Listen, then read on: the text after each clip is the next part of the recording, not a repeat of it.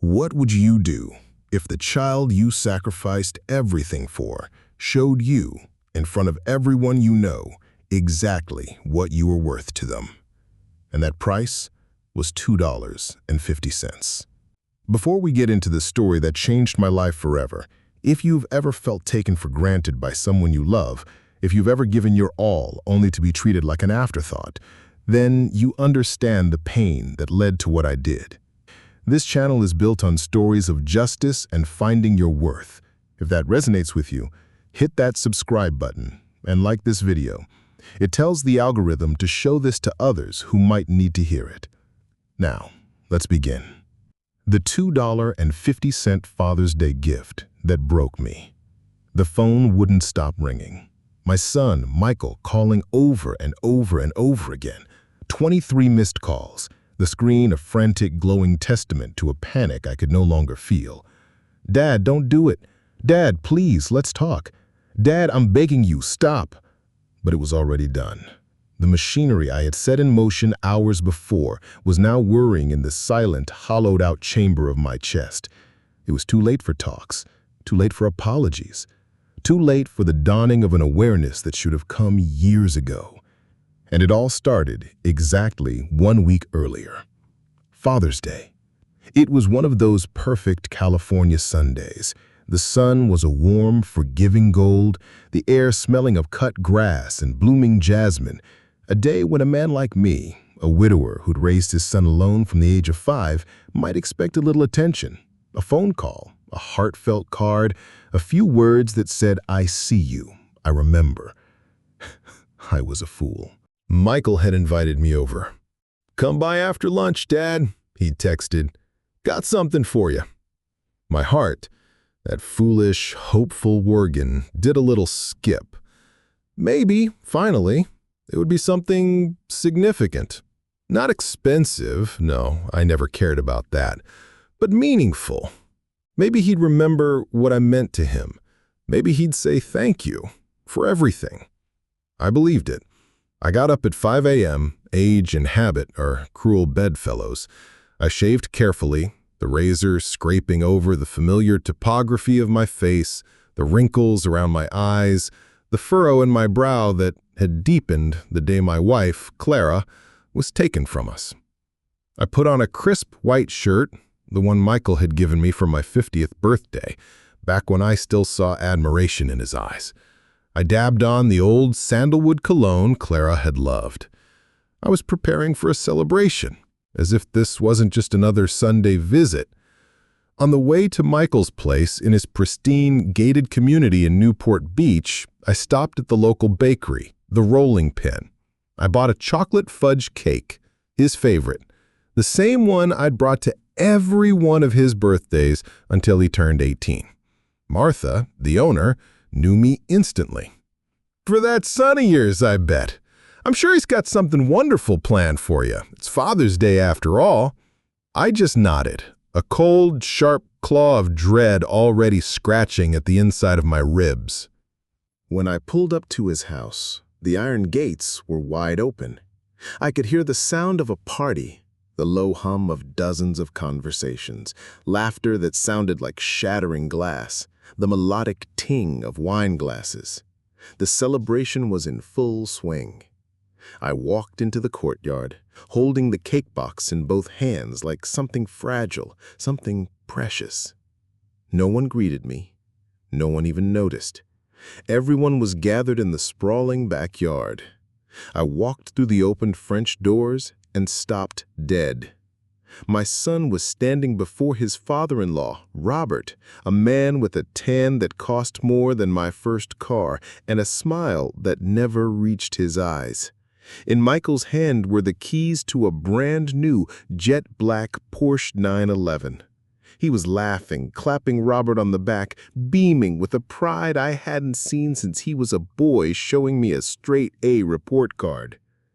"Happy Father's Day, Robert," Michael announced, his voice carrying across the manicured lawn. "You've been like a real father to me."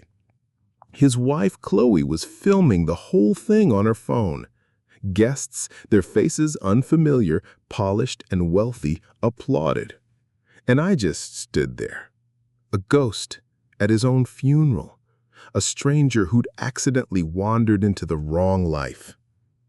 Robert was preening. He ran a hand over the Porsche's flawless hood, slid into the driver's seat, revved the engine, a sound that was pure, unadulterated power, and adjusted the mirrors. "Michael, my boy, you shouldn't have. This is too much," he said, his voice dripping with a false modesty that made my teeth ache. And my son, my Michael, just smiled wider. "You deserve it. You're the father I never had." The air left my lungs in a silent, painful rush. I stood there, frozen. The man I had raised alone from the time he was a 5-year-old boy, sobbing for a mother who would never come home, was telling another man he was the father he never had. And no one but me seemed to find it grotesque. Finally, Michael's eyes scanned the crowd and landed on me. "Oh, Dad, you're here." He said it like he'd just remembered he'd left the sprinklers on. He walked over, holding a small, crumpled paper bag from a discount store. He thrust it into my hands. "Here, for you." I took the bag. It was almost weightless. I opened it. Inside was a pair of bright blue plastic flip-flops. On the sole was a sticker, $2.50. Not even a round number, a price that ended in .99, as if the final penny was a thought too far. And a note, scrawled on a torn piece of paper. "Dad, I know you don't like fancy stuff. Hope these last you a long time. Love, Michael." I stood in the middle of a crowd of strangers, holding this insult in my hands, these sandals a teenager would be embarrassed to wear, and felt the world tilt on its axis. My son looked at me, his expression one of expectation, as if he was waiting for my approval. The crowd watched, curious, probably waiting for me to be touched by this gesture. I forced the words out, my voice a stranger's. "Thanks, son. Very practical." Everyone smiled, a wave of relieved social obligation, and immediately turned their attention back to the Porsche, to its leather interior, its glossy buttons, its smell of newness and wealth. And I was left standing on the periphery, holding my $2 flip-flops. On Father's Day, the day I realized that in the eyes of my only child, I was worth exactly $2.50. I stood apart and watched as the party coalesced back around the shiny new center of the universe. Someone was admiring the stitching on the seats. Someone else was asking about the horsepower. Someone was already begging for a ride. My son glowed. Chloe was filming her stories. "Look what my amazing husband got my dad for Father's Day. Isn't he the most generous?" Comments were pouring in on her phone. I could see them lighting up the screen. "Husband goals. Your dad must be freaking out. #family goals." Not one person, not a single one, asked what the actual father of the groom, the man who had diapered and fed and financially supported the amazing husband for 35 years, had received. I found a chair against the wall and sank into it. I placed the bag of flip-flops on the ground beside me. The cake I'd brought was placed on the far edge of the dessert table. No one opened it. It sat there, a sad, boxed monument to something forgotten and unimportant, like me. Memories, unbidden and cruel, flooded my mind. Michael at 5, his small body racked with sobs after a nightmare about his mother. Me holding him through the night, my own grief a secondary muted thing to his primal terror. Me leaving my exhaustion at the door every single day to play catch in the yard, to help with homework I barely understood, to be both mother and father. I remembered him wanting a specific, top-of-the-line mountain bike for his 16th birthday. I was a civil engineer, making a decent but not extravagant living. That bike cost nearly a month's salary. I bought it. I lived on canned soup and peanut butter sandwiches for 2 months to do it, but I bought it because it was important to him. I remembered him getting into USC, a prestigious, wildly expensive university. The scholarships didn't cover it. The tuition was a gut punch every semester. I sold Clara's beloved vintage Mustang, the one thing of hers I'd kept, the car I'd painstakingly maintained and only drove on Sundays. I took a second job doing night security. I slept in 4-hour shifts. My heart developed a suspicious flutter I ignored, but I paid. His wedding. Dad, I'm only doing this once. I want it to be perfect for Chloe. I took out a second mortgage on my paid-off house to fund the fairy tale wedding at a vineyard. I'm still paying it off. When he was between ventures for 8 months, I paid his mortgage. I paid for his groceries. I paid for his gym membership. Chloe, beautiful and vacuous, never missed a spa day or a shopping trip to Rodeo Drive. I said nothing. I just paid. Because my son was struggling. He needed help. Not once did he ever say, "Dad, this is too much. Let me pay you back some." Not once did he ask, "How are you doing? How's your heart?" He called when he needed money, and I answered. Because I was his father. Because it was a habit. Because I believed with the desperate faith of a fool that he'd come around. He'd see. He'd understand. But standing in that sun-drenched yard, holding that paper bag, I finally understood. He would never see. Michael didn't see a father anymore. He saw Robert, a man with money, connections, and the right last name, as someone to worship. And he saw me as part of the furniture, the old man in the worn-out jacket, a resource to be tapped, not a person to be honored, a man you give $2 flip-flops to. I wanted to leave, but my legs were made of lead. The burning in my chest wasn't just hurt pride, it was the white-hot realization of a betrayal that had been simmering for years, finally boiling over without a scream, without a scene, just a silent, devastating truth. You are nobody in his life. You are a footnote, an invisible man. And then, a small hand touched my shoulder. It was my granddaughter, Amelia. 16 years old, with her grandmother's intelligent eyes and a soul that seemed too old for her years. She looked at me, her gaze quiet and perceptive. "Grandpa, do you like the flip-flops?" she asked softly. I tried to smile. "Of course, sweetheart. I'm sure they'll be very comfortable." But my voice cracked, betraying me. She leaned closer, her whisper meant only for me. "Dad should have gotten you something better. You're the best grandpa in the world." Those words shattered what was left of my heart more completely than the flip-flops, the Porsche, and the note combined. Because a child saw it. She saw what I was feeling. And her father, the man I'd built my entire life around, was utterly blind to it. I looked at her, and for the first time that day, the desire to leave was replaced by a fierce, burning need to fight. Not for money, not for respect, but for myself. Because I suddenly knew if I swallowed this, if I stayed silent like I had my whole life, he would never, ever understand. And right then, surrounded by the laughter I wasn't a part of, with the cheap plastic digging into my palm, I made a decision that would change everything forever.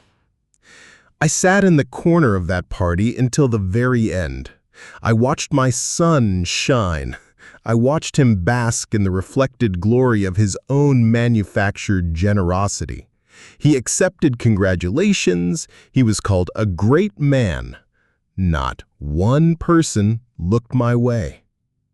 I didn't want a Porsche. I didn't want loud words. I wanted respect. I wanted my son to remember he had a father.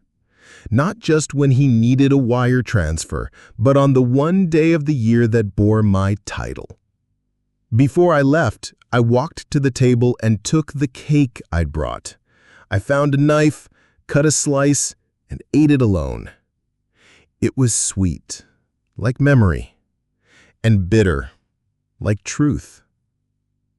Everything you gave has returned as emptiness. I drove home in my 10-year-old Toyota, a car I maintained with my own hands. It started with a loyal, dependable rumble. It, at least, had never betrayed me. The flip-flops lay on the passenger seat. I couldn't look away from them. They weren't a gift. They were a verdict, a symbol of my place in his world. I didn't sleep that night.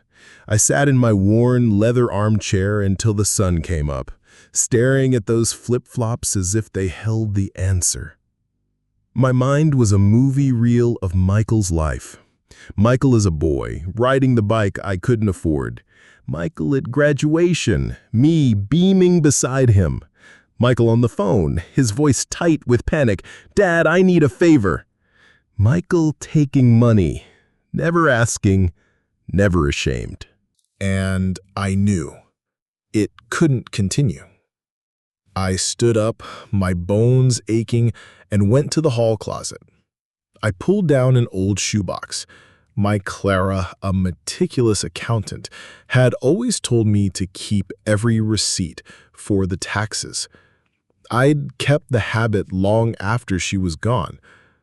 I dumped the contents onto my dining room table. It was all there. The receipts for his university tuition, each one a small fortune.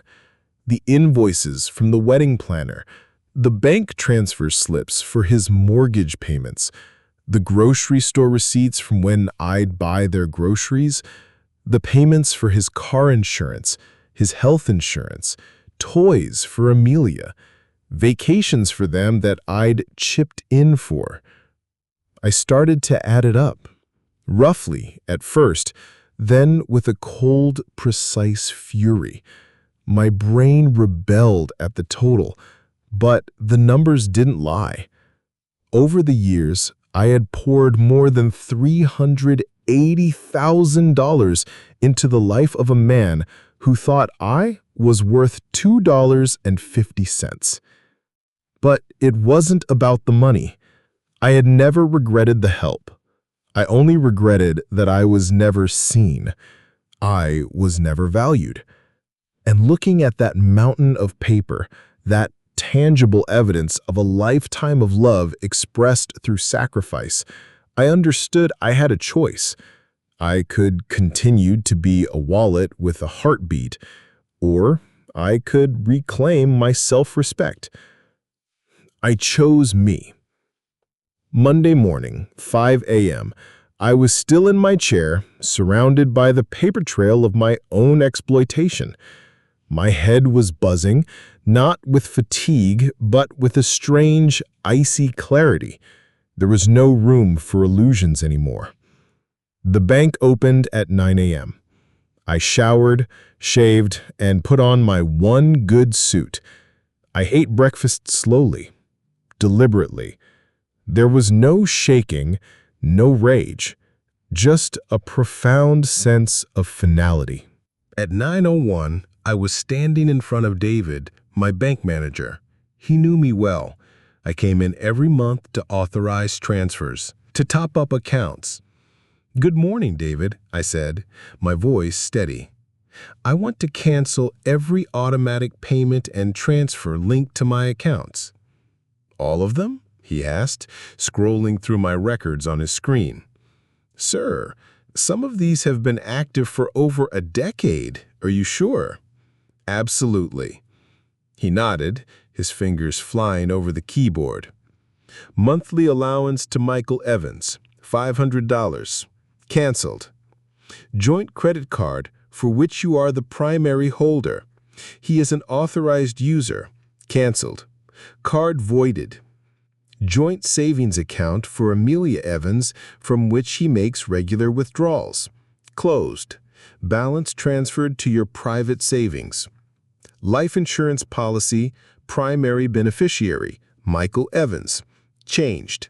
The beneficiary is now the American Heart Association.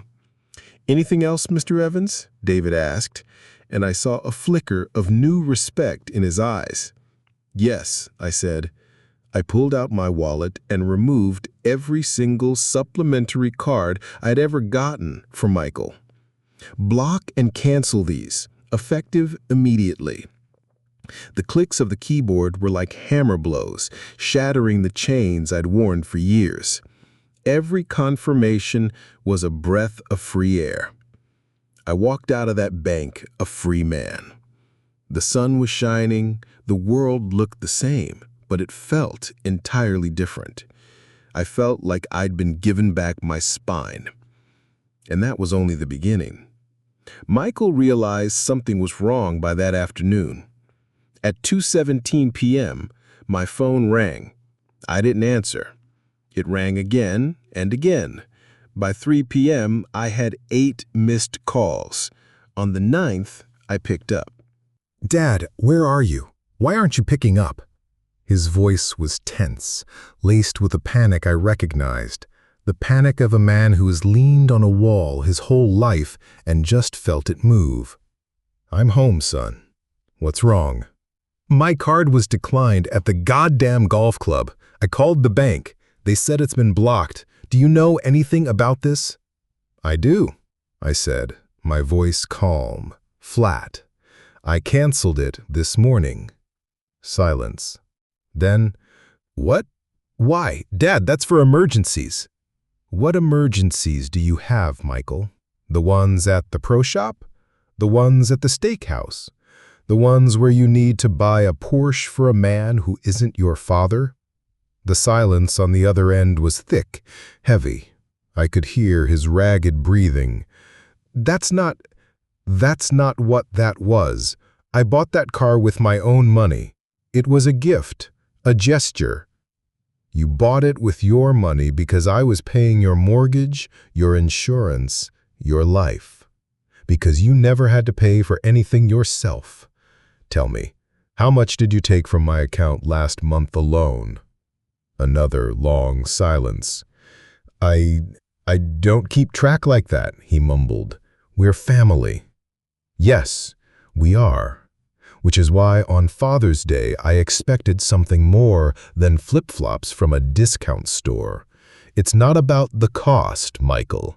It's about what they meant. It was just a gift, Dad. You're being dramatic. This isn't drama, Michael.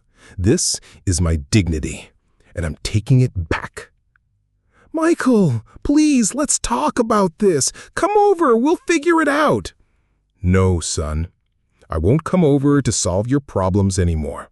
I won't be the silent fixer. I'm done. But you're my father. And you're supposed to be a son. But you've been acting like a privileged client at a bank. And that bank is now permanently closed. I hung up. My hands were steady. My voice hadn't cracked. I didn't feel guilt. I felt a profound, unshakable calm. The phone rang 20 more times that evening. I didn't answer once. At 6 p.m., I heard a car screech to a halt outside. I looked out the window to see their black BMW SUV. Michael exploded out of the driver's side. Chloe was in the passenger seat, already on her phone, probably live tweeting the meltdown. He hammered on my door like he wanted to break it down. I opened it calmly. Dad, Dad, what the hell is going on? Why did you cut everything off? Why aren't you answering? Are we strangers now? Sit down, Michael, I said, pointing to the chair opposite mine. Let's talk, like adults. He sat on the edge of the seat, poised to spring up. What do you want? What are you trying to prove? Just turn it all back on. Okay, I said calmly. We'll turn it back on. Just tell me what you're going to offer me in return. He stared at me, stunned. I'm your son. I don't owe you anything. I see. So I owe you everything and you owe me nothing. He fell silent. I stood up, brought the shoebox of receipts and placed it on the coffee table with a definitive thud. Do you know what this is? He looked at the chaotic pile of paper. His eyes widened slightly. No? What is it? It's proof, I said. Proof of how much I've invested in your life, how much I've paid, how much I've sacrificed. Would you like to go through it together? Add it all up. He froze. The color drained from his face. He wasn't prepared for this. He wasn't prepared for a conversation where love was quantified by cold, hard numbers. We're family, he whispered, his defense mechanism kicking in. You don't add up what you do for family. It all matters, Michael, I said, my voice quiet but iron strong. Because yesterday, you made it very clear what you think I'm worth. $2.50. He had no answer. I continued. That wasn't a gift. It was a declaration. And now I'm making mine. He sat there, staring at the box like it was a live bomb. I could see the calculations happening behind his eyes, the excuses, the justifications, the paths to regaining control. But there was no path. The evidence was right in front of him. Finally, he deflated. Okay, I get it. The flip-flops. It was a bad choice, a stupid choice. I'll get you something else, something better, I promise. There won't be a next time, Michael. Everything you showed me that day was your true feeling. The problem isn't the gift. It's that you didn't think about me for even a second. He surged to his feet, pacing my small living room, his face flushed with anger now. How long are you going to hang those damn flip-flops over my head? It was a gift. I thought you were above all this materialistic crap. I thought you were an adult. I looked at him, really looked at him, and I felt a surge of pity mixed with the pain. You know what hurts the most, Michael? It's not the flip-flops. It's that it never even occurred to you that it might hurt me, that you cared so little you couldn't be bothered to think. And that's not about money. That's about everything. He stopped pacing. The fight went out of him, replaced by a sullen, frustrated silence. All right, he said, quieter. I get that I screwed up, but you've gone nuclear. I'm your son. I'm a 35-year-old man with a family, and you've cut me off at the knees. You're a 35-year-old man who's been living on his father's money. You take credit for generosity that comes from my bank account. Do you not see a problem with that? He didn't answer. He just sat back down, properly this time, a man with nowhere left to run. I didn't know you felt this way, he said, the words clearly foreign and uncomfortable in his mouth. I thought you liked helping. I wanted to be needed, not used, not to be an ATM, not a ghost who's only remembered when there's a withdrawal to be made. He looked at me, and for the first time I saw a crack, a sliver of something real. Guilt, shame, confusion, breaking through the entitled facade. "So what now?" he asked, his voice hollow. "We're not family anymore?" "Family isn't a word, Michael. It's action. It's respect. It's care. It's boundaries. If you want there to be something between us going forward, you need to understand one simple thing. I am no longer funding your life. I am no longer silencing myself for your convenience. The free ride is over." He was silent for a long time. Then, so quietly I almost missed it, he said, "I was just scared to tell you I was struggling. I was afraid you'd say no. I got used to you always being there, always catching me. You always did. I always did because I thought you'd eventually see. But you never did, and I got tired of waiting, tired of being your father only on your difficult days and forgotten on the days that were supposed to be mine." He put his head in his hands. "I'm sorry, Dad." I let the apology hang in the air. I knew words were cheap. "What are you going to do, Michael? What action are you going to take to change this?" He looked up, a desperate plan forming in his eyes. I'll return the Porsche. Use the money to start paying you back. I'll get a second job. I'll start paying my own way. I'll show you I can do it." I didn't respond immediately. I didn't want to give him false hope or easy absolution. "That's a first step. We'll see. But know this, whatever happens between us now is a result of your actions, not mine." He nodded. "I understand. I hope you do. Because if you choose convenience over honesty again, I won't be there to save you." He stood up, hesitated, and then took a step toward me. "Can I?" I nodded. We embraced. It was awkward, stiff, but it was a start. I felt something, a tiny shift deep within him. Not a transformation, but a beginning. After he left, the house was quieter than ever. I didn't know if he would change. I didn't know if he could.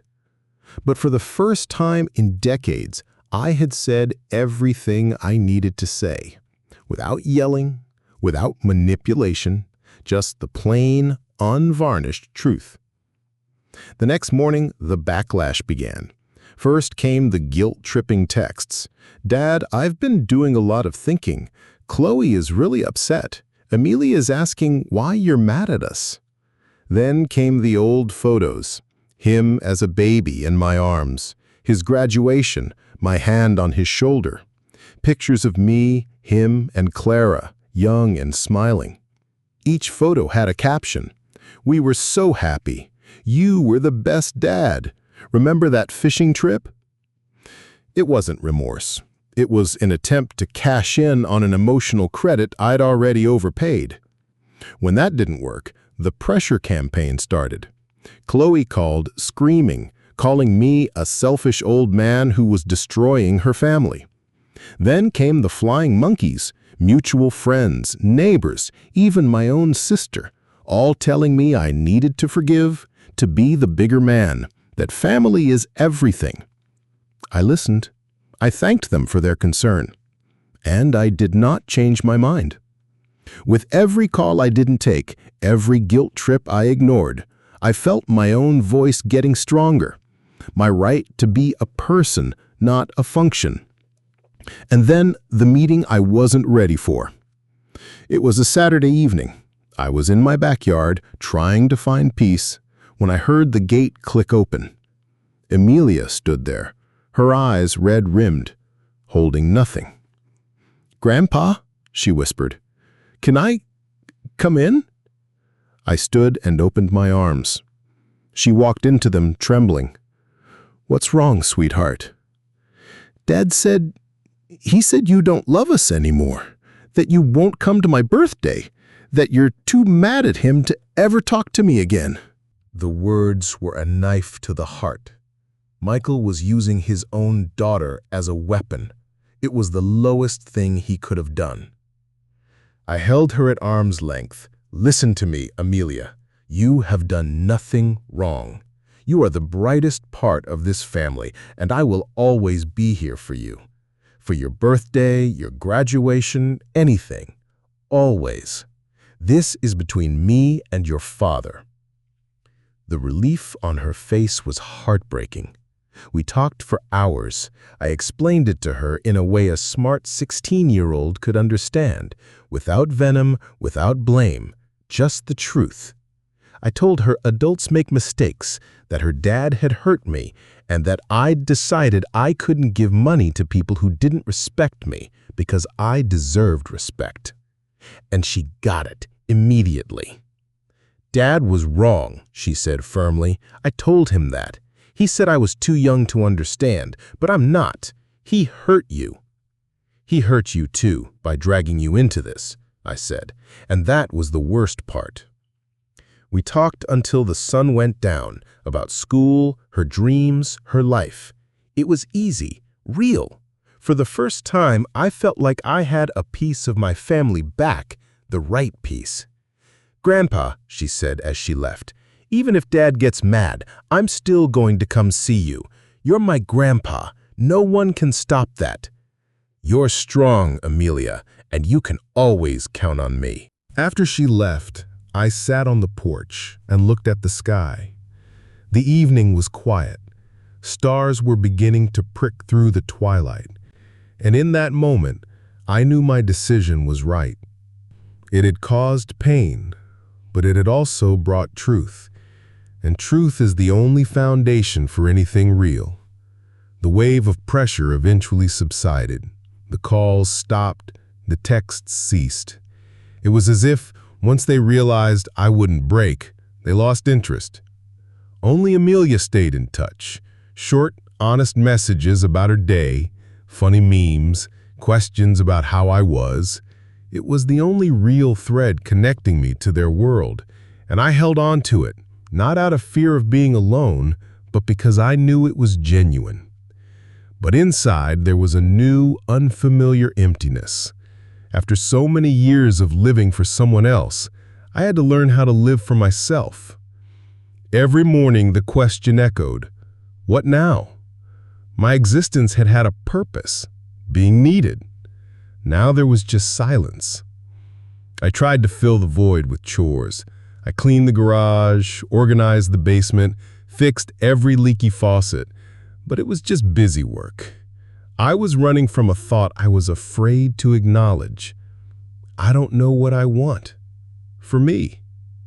One morning I woke up and knew I didn't want to live on memories. I didn't want to be a man who was important. I wanted to be a man who is important to himself. I started simple. I went into the garage and dug out my old easel and a box of paints. In my youth, I dreamed of being an artist. Then came marriage, a son, a career, a mortgage. Life had happened, and the brushes had been packed away forever. I set the easel up right in the middle of my backyard. I stretched a canvas, opened the jars of paint, dried but still usable, and I began. The first painting was awful, childish and awkward. I didn't stop. I did a second 2 days later, then a third. I bought new brushes, a new palette, ordered books on technique. Me, a 70-year-old man, was learning. For myself. Not to make money, not to please anyone. Neighbors started to drop by, curious. Someone asked me to paint a portrait of their dog. Another wanted a landscape for their cabin. An old man from down the street brought me a bottle of homemade wine and said, "You inspired me to get my old trumpet out. I used to play." Slowly, without me even noticing, my backyard became a place people came to not to ask for something, but just to be. To be present, without conditions. A woman I'd seen at the local bookstore started coming by. She was around my age, with a soft voice and a kind smile. She brought her own watercolors, shyly at first, and showed them to me. We started painting together in comfortable silence, listening to the wind in the trees. I wasn't thinking about the future. I was just living. And I realized, with a jolt of surprise one evening as the sun set, painting the light as it fell across my canvas, I was happy. I hadn't lost a son. I had found myself. Later that night, my phone buzzed. A text from Michael. "Dad, I want to talk. Not about money, not about any of that. About you, about us. When are you home?" I looked at the screen for a long time. Then I typed back, "I'm always home, if you're coming for the truth and not for a handout." He didn't reply immediately, but I knew he'd come, because for the first time in years, I wasn't waiting for him. I was waiting for myself, and I was already there. He came on Sunday evening, unannounced.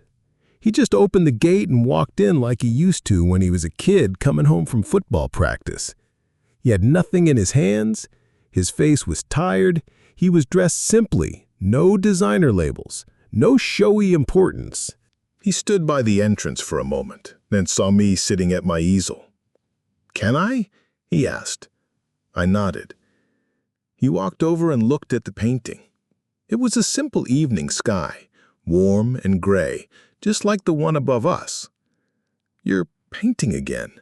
he asked, his voice quiet. "Again isn't the right word," I said.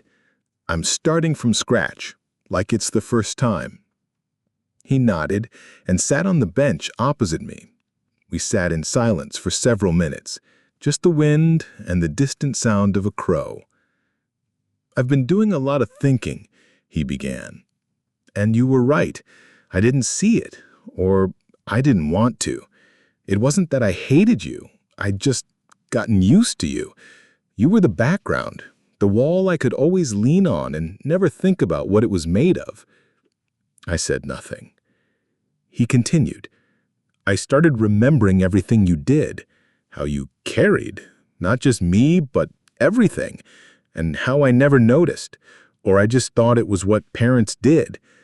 And then I realized, I'm doing the same thing with Amelia. I give her everything and never explain the cost, and she could grow up and forget me too, just like I did with you. And that scared me more than anything." He ran a hand through his hair. I returned the Porsche. "Chloe? She didn't care. She said I was a coward, that she was embarrassed. But I'm not embarrassed. It was the first thing I've done that wasn't for show.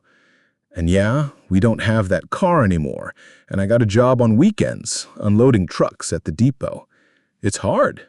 I'm tired, but I feel like I'm coming back to myself." He looked at me, and in his eyes, I saw something I hadn't seen in years: humility and a grown-up kind of pain. "I'm not asking for anything back. I want to get you back. Not as an ATM, as a dad. Someone who teaches me, who is quiet when he needs to be and says what needs to be said. I want you to be around. I want you to know I'm finally starting to live right." I put down my brush, wiped my hands, and went to sit beside him. The anger was gone. There was just a quiet sadness and a flicker of hope. "You didn't realize this because of me," I said. "You realized it because life finally held up a mirror, and you saw what you'd been avoiding." He nodded. "Exactly. I didn't know who I was. I thought I was fine as long as there was money and gifts and smiles. And then when you walked away, I was alone, even in a crowd. And I realized my whole life I'd been building a house with no foundation." We sat in a silence that was no longer awkward, but full of understanding. "Dad," he said after a while, "did you ever think you were too good of a father?" I turned to him. "What do you mean?" "You gave me everything. No conditions, no complaints, no bill. I never learned to be grateful because you never demanded it. I grew into an adult who didn't understand that care isn't a given. It's a gift. I wasn't spoiled with things. I was spoiled with kindness." Those words meant more than any apology, because they were truth he had arrived at on his own. "So, what now?" I asked. He shrugged. "Now, I don't know, but I'll start small. I'll come over Wednesday, help you weed the garden. On Friday, I'll take Amelia to her dentist appointment. On Sunday, I'll try to make you dinner. It'll be bad, but it'll be mine. And then, if you want, we can go fishing, like we used to." I smiled. It was a real smile. "That sounds like a plan." He stood up. We embraced. This time, it was real. He kept his word. He started coming over. Not out of duty, but out of a genuine, clumsy desire to connect. He'd bring groceries, offer to fix my fence. Once he noticed the remote control batteries were dead and brought new ones the next day. A small thing, but it meant everything. It meant he was seeing me. We went fishing, not to some expensive lodge, but to our old spot by the lake. We sat in silence, and it wasn't uncomfortable. "Dad," he said suddenly, reeling in his line, "I realize I never really knew you. I knew you as the helper, the fixer, the bank. I didn't know you painted. I didn't know you wanted to travel the world. I didn't know you wrote poetry in college. I only knew what I could get from you." It was the most honest thing he ever said to me. Our relationship changed. It wasn't perfect. He had slip-ups. Moments of the old entitlement would flash in his eyes, but now he'd catch himself. He was trying. Months later, he came over on a regular Sunday. We were having coffee when he pulled a small ledger-style notebook from his bag. "I decided to start paying you back," he said, his voice firm, "not just with money, with everything. I went through all the documents I could find. School, college, doctors, the wedding, everything. I made a list, by year, by category. I'm going to repay you in care, in respect, in being there, like you were." I opened the book. Every page was meticulously filled out. Dates, amounts, reasons. And on the last page, in his handwriting, he'd written, "I can never repay all of this, but I will start. Because you gave me more than money. You gave me back my son." I nodded. "Michael, I'm glad you did this, but know that I don't expect anything. You've already given me back the most important thing. You gave me back my son." He nodded. "I'm not doing it for you, Dad. I'm doing it for me. So I know I didn't live my whole life in debt." A year has passed. I live a quiet life. I paint. I bake bread. I play chess with my neighbor. My life isn't a dramatic canvas with bold strokes. It's a deep, warm watercolor. Every brush stroke conscious and my own. Michael comes regularly, sometimes with Amelia, sometimes alone. We don't dwell on the past. It's our foundation, not our excuse. We talk about the present. He learned to be a son by choice, not by inertia. He stopped measuring our relationship in gifts and favors and started measuring it in listening. That is worth more than any Porsche. Chloe, his wife, faded from the picture. There's a polite distance between us. She still thinks I'm a hard-hearted old man, but she no longer has the power to make Michael choose. He's a man who can set boundaries now. And that, too, is a victory. Amelia is a constant joy. She's writing an essay on family for school. She brought me a draft recently. One line stood out. My grandfather taught me that love isn't what's shouted in greeting cards. It's what you do when nobody's watching.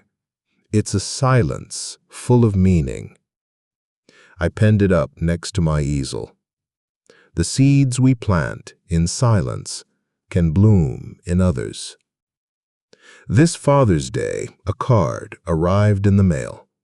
No glitter, no shine.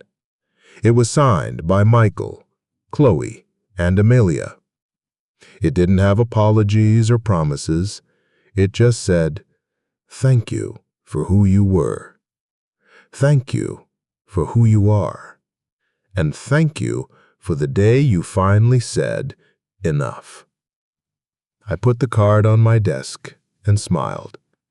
Yes, I once said enough. And from that word began not a loss, but a return. Not a rupture, but a repair. Not loneliness, but a hard-won, mature love. Because love isn't just about giving. It's also about knowing when to stop giving when you're no longer seen.